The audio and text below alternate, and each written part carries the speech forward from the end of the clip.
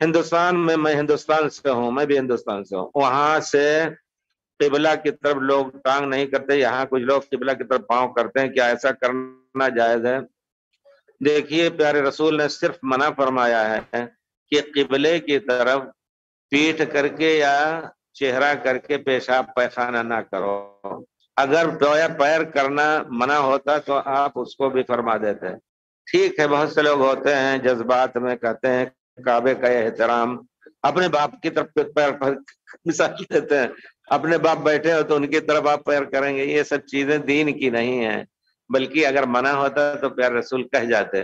رہ گئی بات، آپ جانیں گے کہ صحیح مسئلہ، جب آپ ایک بیمار ہے جو چت لیٹا ہے، نہ کروٹ ہو سکتا ہے نہ کچھ، وہ صلاۃ کیسے پڑھے گا؟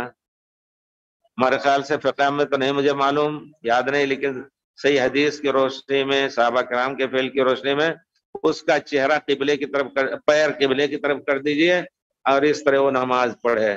اگر حرام ہوتا تو نماز کے وقت پیر کرنے کو بھی منع کر دیا جاتا، تو اس وجہ سے ایک چیز جذباتی ہوتی ہے، جذبات کو دور رکھ کر کے سنت ڈھونڈیں گے تو آسانیاں ملیں گی انشاءاللہ۔